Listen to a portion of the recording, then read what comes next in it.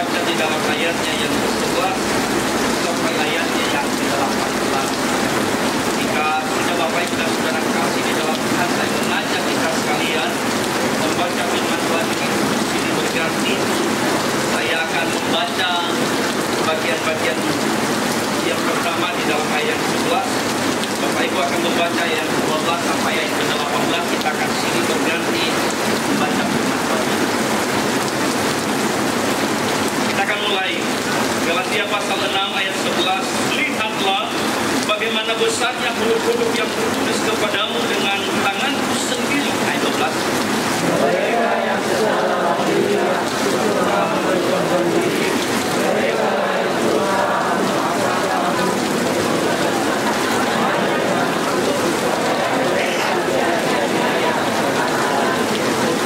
sebab mereka yang menyunat dirinya pun tidak memelihara hukum Taurat, tetapi mereka menghendaki supaya kamu menyunatkan diri agar mereka dapat bermegah atas keadaanmu yang lahiriah.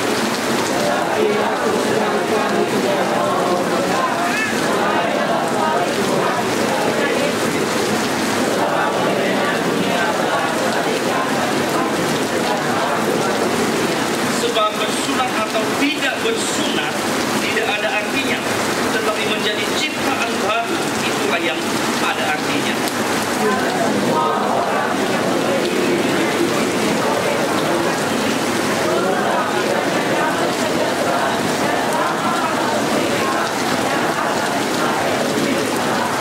Selanjutnya, janganlah ada orang yang menyusahkan aku, karena pada tubuh ada tanda-tanda milik Yesus.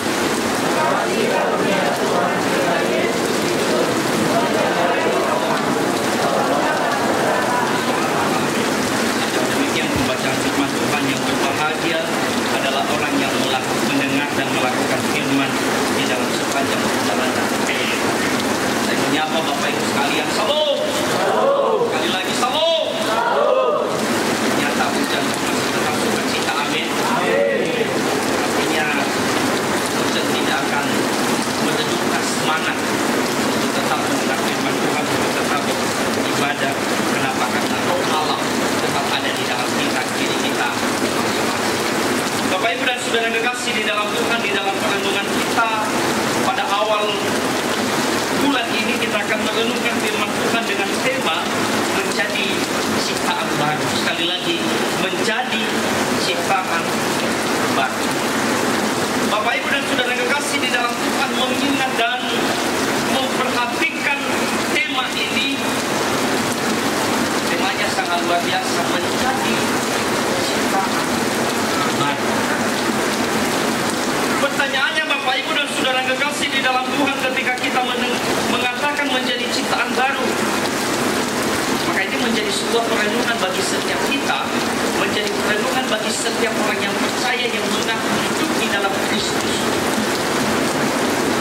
Di dalamnya Saudara kekasih di dalam Tuhan, tema ini mengandung sebuah pertanyaan yang begitu dalam, sebuah pertanyaan Saudara kekasih di dalam Tuhan, dan yang patut untuk direnungkan untuk setiap orang.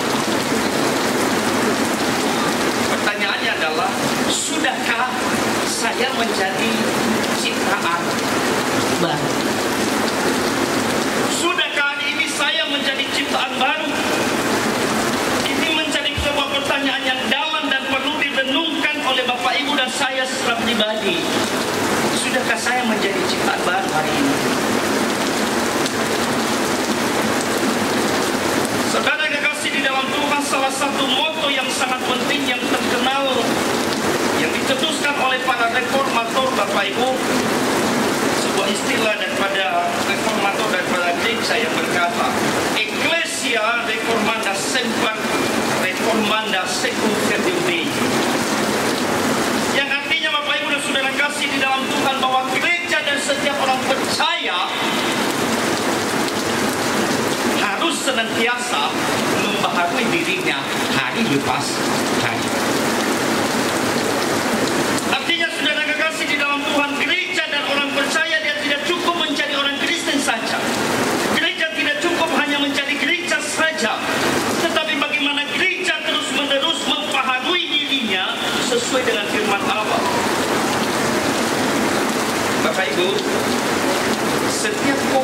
baik, setiap koki yang handal, setiap koki yang terkenal, yang menyesuaikan setiap bumbu, cita rasa pada setiap masakan yang dimasaknya.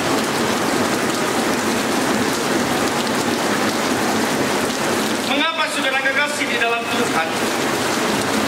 Karena dari rasa dan cita rasa yang dihasilkan, yang dihaji oleh seorang koki yang baik, akan menghasilkan pujian yang baik. Amin. Ia akan menghasilkan pujian yang baik.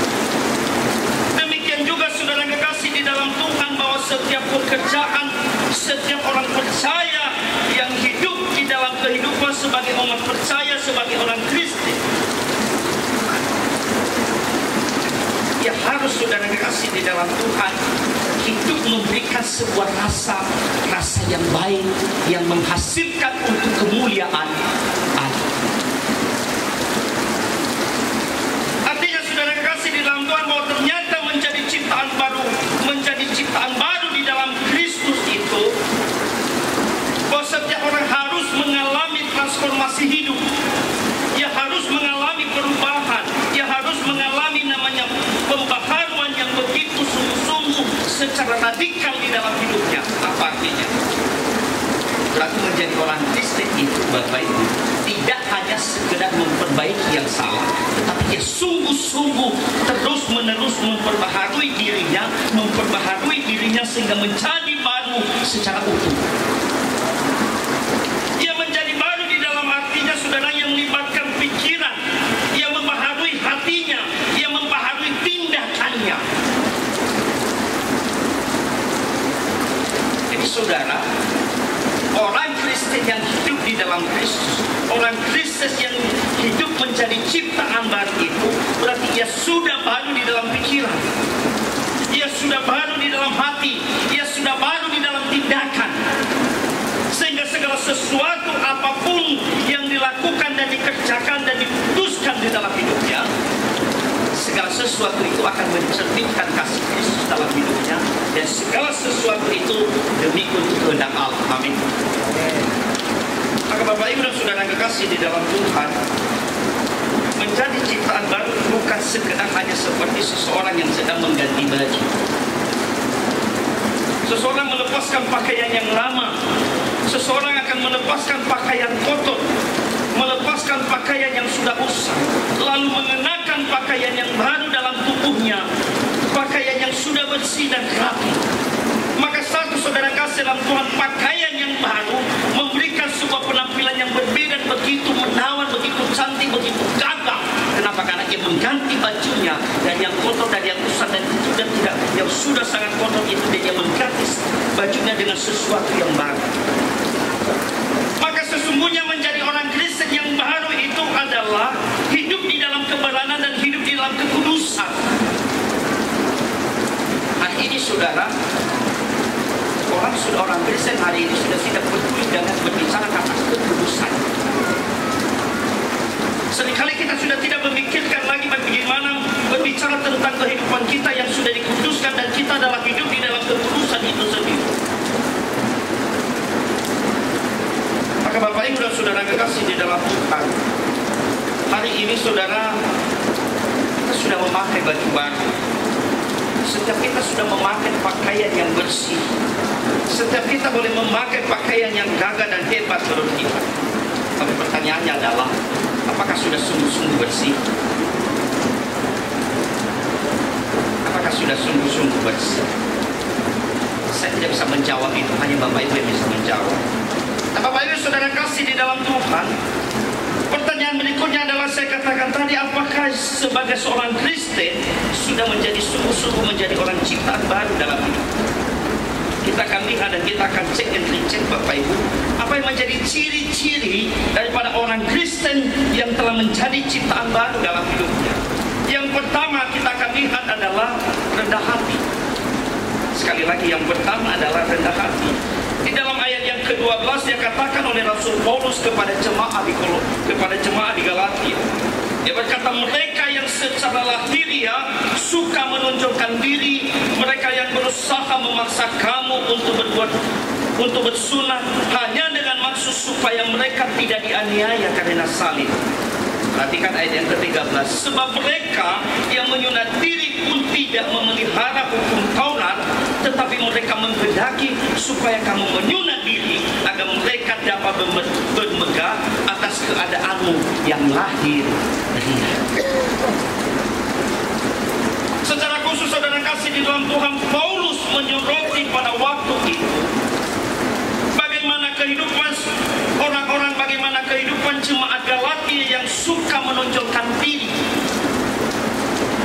Jemaat Galatia saudara kasih di dalam Tuhan yang selalu begitu kental dengan tradisi, begitu kental dengan budaya, begitu kental dengan apa yang diajar oleh nenek moyang kepada mereka. Apa terjadi di saudara? Karena pada waktu itu Galatia sedang menghadapi ajaran kelompok Yudaisme yang mengklaim bahwa orang percaya harus mentaati hukum Taurat dan termasuk sunat.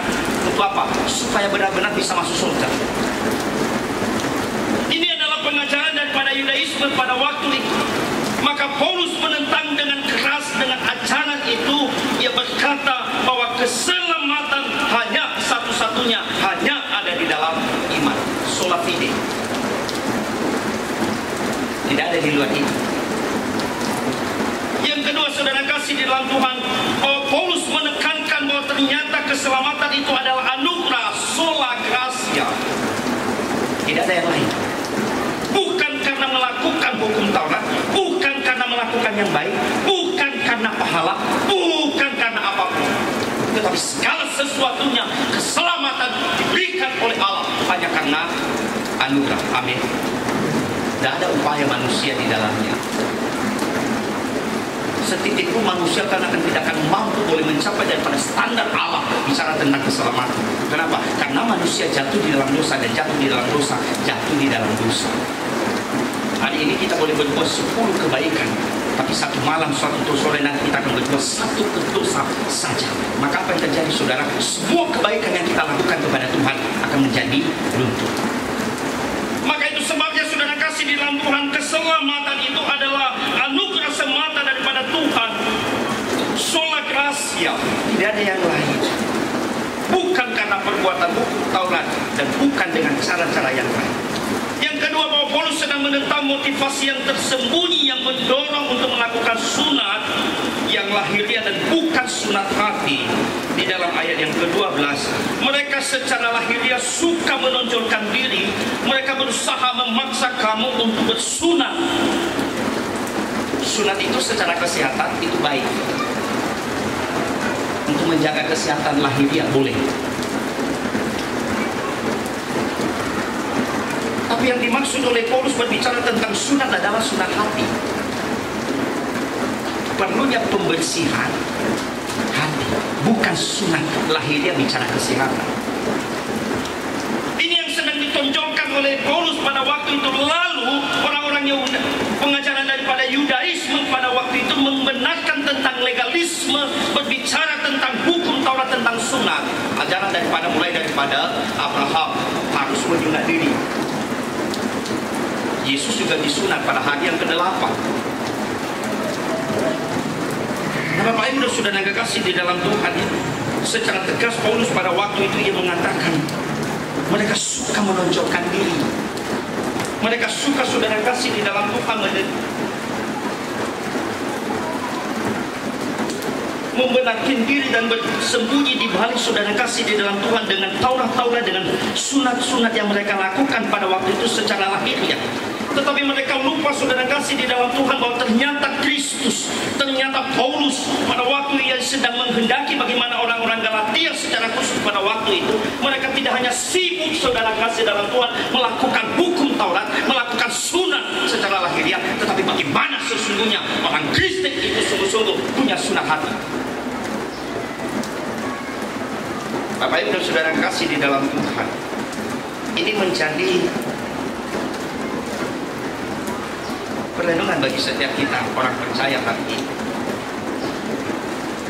Kita tahu di balik sunat yang mereka lakukan dikatakan di dalam ayat yang ke-12, yang ke-13, hanya untuk menghindari supaya mereka tidak teraniaya. Di dalam ayat ke-13 dia katakan, sebab mereka menyunat dirinya pun tidak memelihara hukum Taurat, tetapi mereka menghendaki supaya kamu menyunatnya agar mereka dapat bermegang atas kamu, atas keadaanmu yang lahiriah. Mereka sedang bersembunyi di balik hukum Taurat yang ada pada waktu itu dan mengatakan diri adalah saya orang yang saleh. Mengaku orang Kristen, mengaku orang saleh, melakukan hukum Taurat, melakukan segala sesuatu apa yang dikehendaki oleh Allah. Tapi ternyata saudara kasih dalam Tuhan, motivasi salah. Jadi perlu saudara, ketika kamu melakukan segala sesuatu, cek dulu motivasinya. Orang pergi ke gereja harus juga mengecek apa motivasinya datang gereja. Ia datang ke sekolah Banua, ia harus tanya pada dirinya, mengapa saya harus ke sekolah Banua? Ia ikut vokal grup, dia tanya dalam dirinya, mengapa saya ikut ini? Jangan-jangan hanya ingin tampil, jangan-jangan hanya ingin mau suaranya didengar orang. Bukan itu. Saudara, setiap dari kata-kata daripada pujian itu harus mampu membersihkan hati. Harus ada sebuah penghayatan yang dalam. Tidak sekedar kata-kata segala pujian. Amin. Jangan. Jangan hanya sekedar pujian. Kita seringkali susah payah. Seminggu kita latihan susah payah sampai suara keluar, urat nadi keluar. Tapi motivasinya apa? Ini perlu tanya juga. Supaya saudara kasih di dalam Tuhan, jangan Anda terjebak di dalam sebuah rutinitas dan legalitas, di dalam sebuah kebiasaan-kebiasaan yang rutinitas, tapi sebenarnya yang kita lakukan itu tidak memuliakan Tuhan, tetapi kita sedang mencari pujian bagi diri kita. Amin. Ada nggak di sini? Ada nggak di antara kita hari ini? Nggak ada. Puji Tuhan, haleluya, amin. Jangan ketawa kalau nggak ada, senyum saja. Mereka sedang bersembunyi di balik itu, saudara kasih di dalam Tuhan. Lalu saudara kasih dalam Tuhan, mereka ingin mendapatkan dan beradaptasi di atas kenyamanan dengan hukum Taurat. Tapi sesungguhnya saudara kasih dalam Tuhan, motivasinya salah. Ada orang banyak Kristen saudara kasih di dalam Tuhan, dalam hidupnya dia berkata, berbohong itu boleh. Boleh? Ada satu orang yang berkata tidak boleh. Berarti lebih banyak mengatakan boleh, asal baik. Betul ya? Bolehkah kita berbohong? Boleh, asalkan tujuannya baik. Pertanyaannya, adakah bohong yang baik? Nggak ada. Lalu kenapa kita menambah embel-embel? Boleh bohong asalkan tujuannya baik. Istri boleh membohongi suami asal tujuannya. Istri boleh membohongi uang suami asal tujuannya dikumpul-kumpul untuk tujuan yang baik. Boleh nggak? Boleh tidak? Suami boleh membohongi istri asal tujuannya baik. Saya bohongi dulu lah ini 100.000 saya kumpul-kumpul. Nanti kalau sudah besar saya kasih tahu kepada istri. Saya katakan itu bohong nggak? Bohong tidak? Lalu kenapa lakukan? Anak-anak sekolah minggu suka nyanyi apa? Bohong-bohong itu ada guru sekolah minggu di sini. Hati-hati guru sekolah minggu ya. Jangan katakan sama anak sekolah minggu, bohong-bohong itu dosa. Di mana ibu guru? Ini sudah di jalan, padahal dia masih pakai baju. Bohong nggak? Bohong tapi tujuannya bener dah.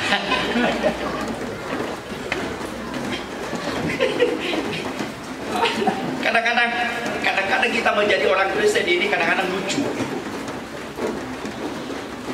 Kita mencari alasan untuk membenarkan kita berlindung di balik semuanya itu dengan tujuan kata-kata baik.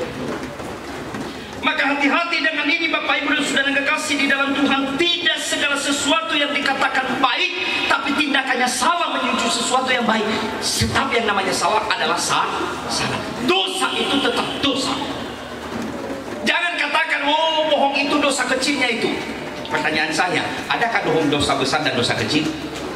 Tidak ada. Karena orang yang mencuri jarum dengan orang yang mencuri kerbau sama, itu namanya dosa. Maka Bapak Ibu dan Saudara yang kasih di dalam Tuhan, secara khusus kaum pemuda yang ada di belakang yang suka membohongi orang tua, amin. Kecil suaranya, tapi berarti tetap melakukannya berarti. Yang suka membohongi orang tua dengan uang kuliahnya, yang suka membohongi orang tua dengan apapun tentang keuangan.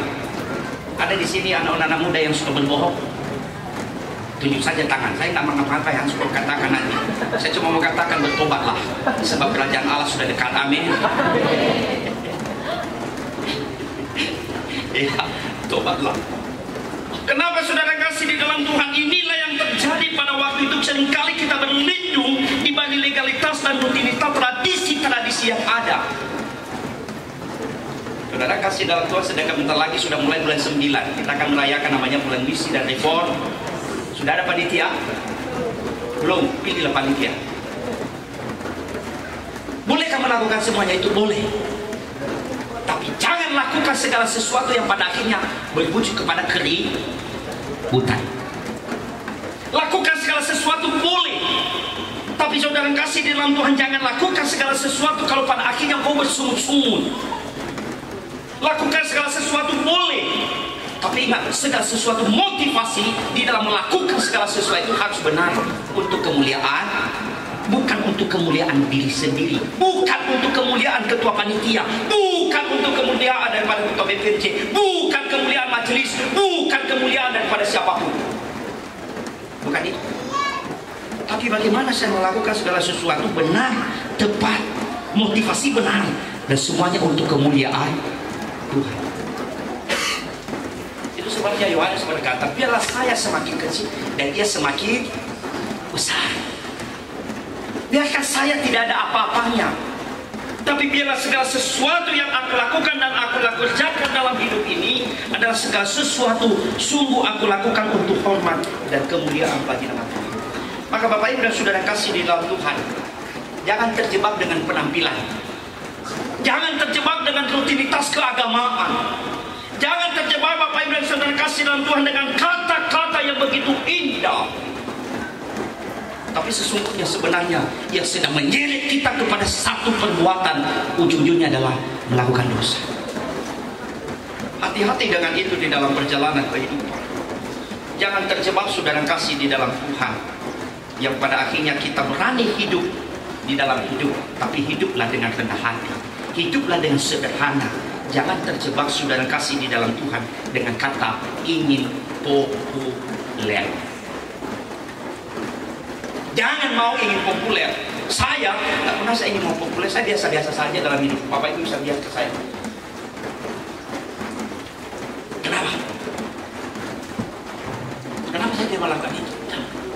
Bagi saya Bapak Ibu dan Saudara kasih dalam Tuhan, kalau Tuhan ingin populerkan saya, bisa nggak Tuhan populerkan saya? Bisa. Tapi saya tidak mau mempopulerkan diri sendiri. Jangan mau cari untuk populer dan cari untuk pujian manusia, karena itu terbatas hanya untuk satu hari. Hari ini dia memujimu, ya, wih mantap Pak Presiden, luar biasa ini Pak. Tapi di balik itu dia akan mencibirmu. Ada nggak di sini tuh? Jangan sampai ada, amin. Kalau ada bertobatlah, kerajaan Allah sudah dekat. Ya, kita tidak tahu perjalanan hidup kan. Apakah hari ini atau lusa kita tidak tahu perjalanan hidup. Tapi yang jelas kerajaan Allah itu semakin dekat dengan kita. Pintu kematian itu dekat selalu. Ya, boleh bermimpi mau 1000 tahun lagi hidup, amin. Ya, tapi segala sesuatu biarlah milik kehendak Allah. Jangan mau populer saudara kasih di dalam Tuhan. Saya ingin populer, saya ini, saya dengan itu. Tapi pada akhirnya yang kau lakukan adalah untuk memuji dirimu sendiri, hanya untuk populer sesaat. Bukankah yang paling utama dalam hidup ini saudara kasih dalam Tuhan, ada satu tugas yang besar yang sudah diberikan oleh Tuhan kepada kita, adalah amanat aku. Pergilah, beritakanlah kerajaan Allah. Pertanyaannya adalah, sudah pergi kemana hari ini? Yang paling dekat dulu. Apa yang paling dekat? Samaria, tetangga, rumah sendiri. Mulai dari rumah, tetangga, baru kepada si satu Tanjung Basu. Maka hari ini saudara kasih di dalam Tuhan, hiduplah dengan rendah hati dalam hidup. Jangan ingin mencari populer, jangan ingin saudara kasih dalam Tuhan untuk mencari pujian yang sesaat dan berlindung di balik legalitas daripada agama. Jangan. Pada akhirnya itu akan pada satu waktu nanti engkau akan merasa bosan ketika segala sesuatu yang kau lakukan di dalam rutinitas kegiatan-kegiatan ibadah ini tidak akan memberikan pujian bagimu, dan satu saat engkau akan bercit hatimu, engkau akan cit dan berkata, sudahlah, berhentilah semua itu. Ternyata itu tidak berguna semua. Maka hati-hati Bapak Ibu dan saudara kasih di dalam Tuhan. Biarlah setiap kita hari ini saudara kasih di dalam Tuhan benar-benar tidak terjebak dalam sebuah rutinitas yang legalitas biasa, yang sudah biasa kita lakukan. Tetapi biarlah segala sesuatu yang kita lakukan untuk kemuliaan Tuhan. Amin. Silakan. Bukan saya larang mau pakai baju, silakan pakai baju baru, silakan. Mau mahal pun boleh. Betul ya? Karena susah juga kalau ibu-ibu misalnya dasternya 3 minggu sudah dicuci. Amin. Gimana bapak-bapak coba? Dia akan lari ke tetangga lain. Kenapa? Karena istrinya sudah dasternya sudah 3 minggu sudah tidak dicuci. Tapi di sini tidak ada ya. Sekali-sekali ada. Ya, nah Bapak Ibu dan saudara kasih di dalam Tuhan, renungkanlah itu.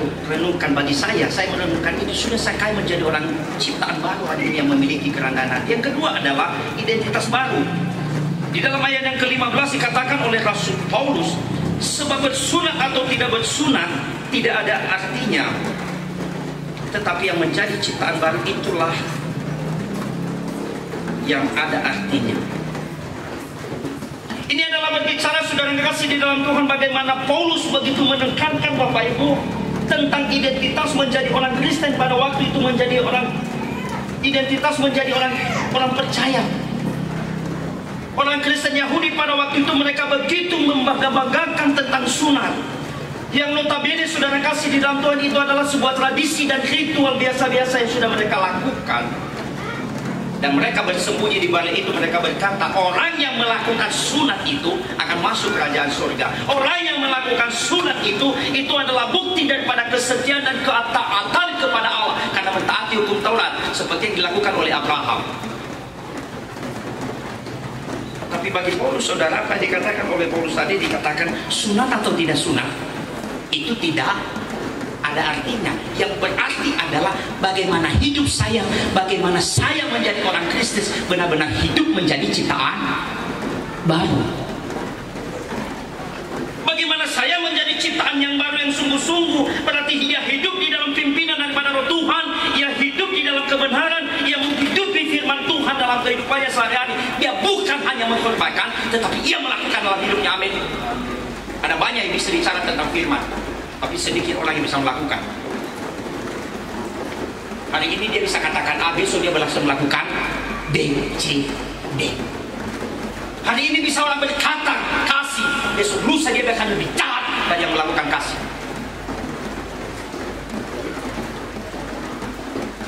Kenapa saudara kasih di dalam Tuhan? Karena hanya sibuk dengan rutinitas.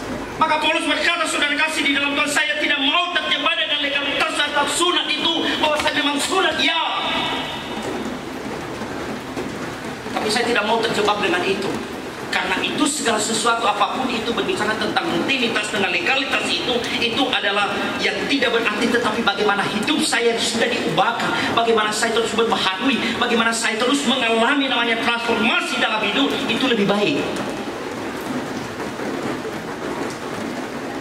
Nah, maka Bapak Ibu dan saudara kasih di dalam Tuhan, tetapi aku sekali-sekali tidak bermegah selain dalam salib Tuhan Yesus Kristus, sebab oleh dunia ia disalibkan bagiku dan aku bagi dunia.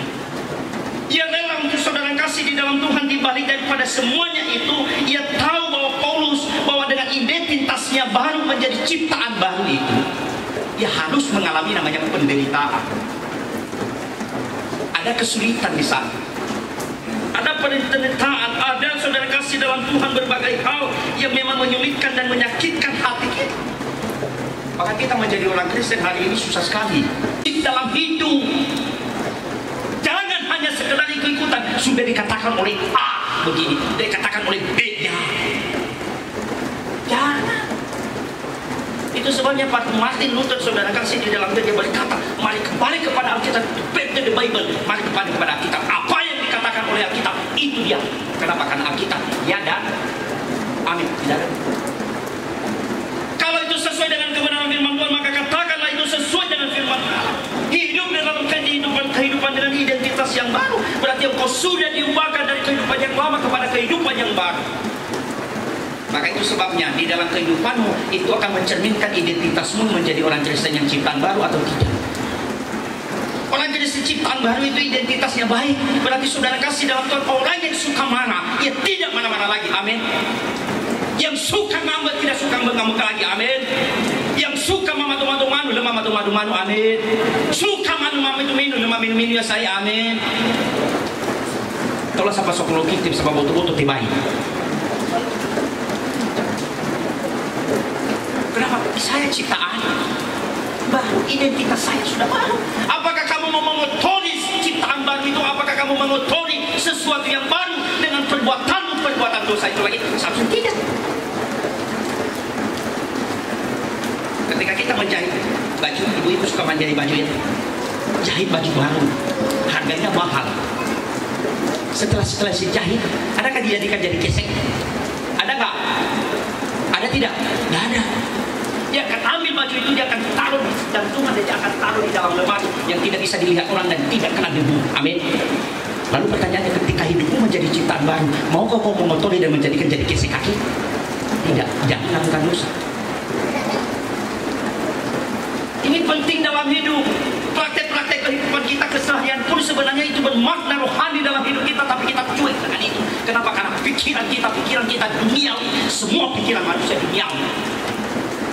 Yang kita pikirkan kan uang, ganteng, cantik, kan itu. Adakah kita pikirkan selain itu? Tidak ada. Uang, kaya, miskin. Kalau sudah miskin, Tuhan kenapa terus miskin? Kalau sudah kaya, terima kasih Tuhan, teruslah kaya. Kalau sudah jatuh miskin, Tuhan kenapa kau ambil lagi Tuhan? Ini persoalannya dalam hidup. Maka ingat saudara kasih di dalam Tuhan, hari ini identitasmu adalah identitas baru.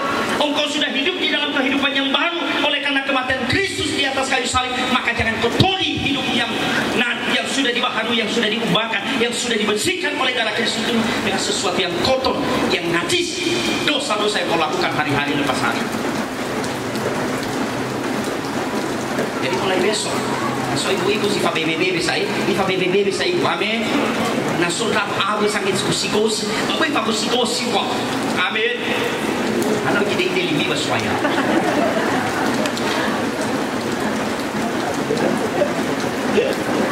Saya itu bukan kata ahli, karena saya itu.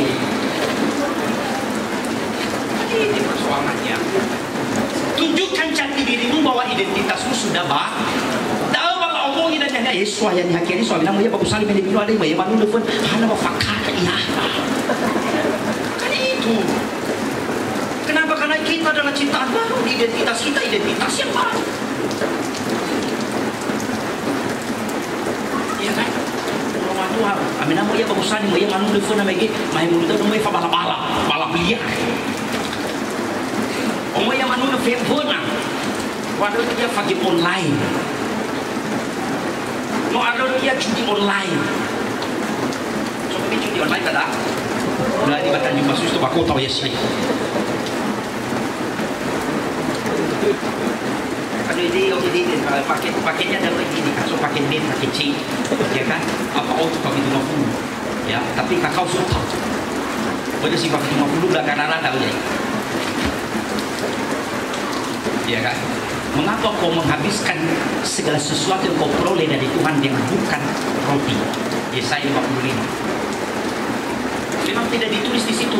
Apa orang yang berkata, tidak ditulis di situ, jangan berjudi. Tidak.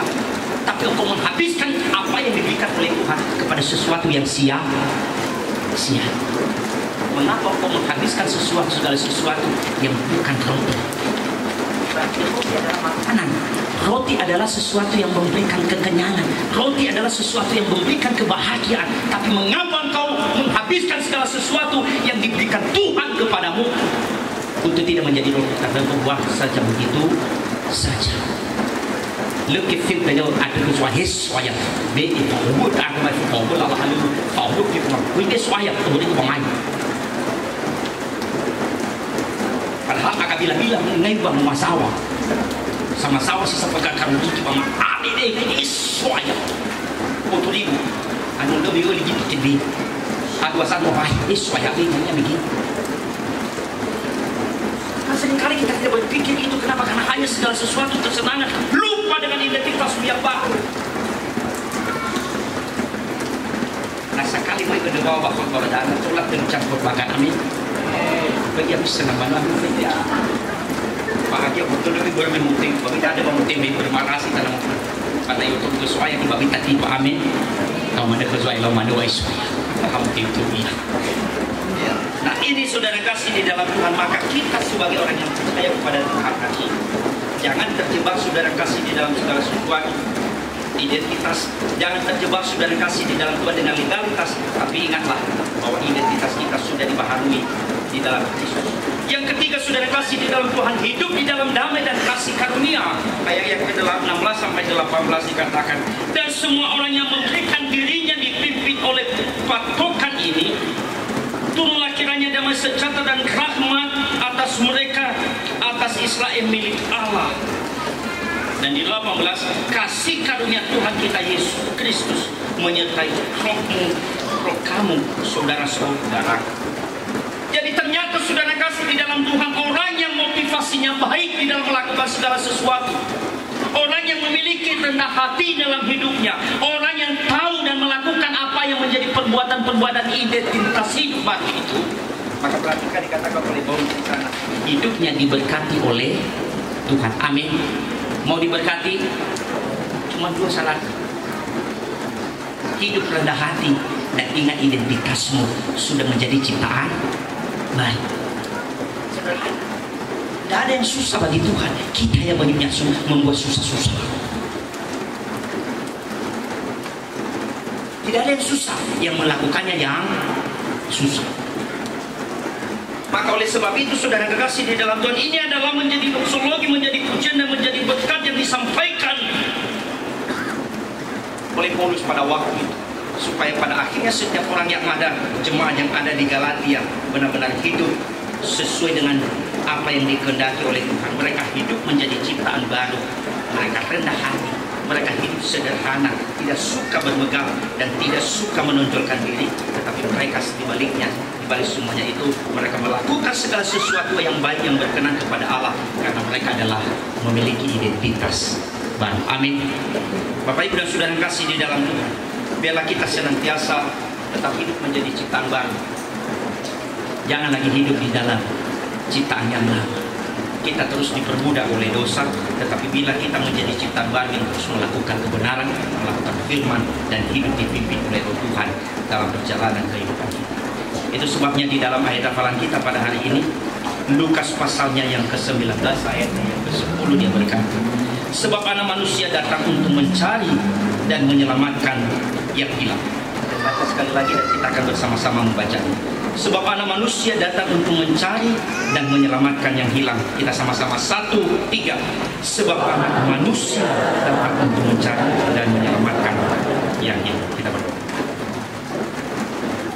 Kami bersyukur untuk sabda kebenaran-Mu yang begitu indah, yang sudah kami renungkan secara bersama-sama pada hari ini. Sungguh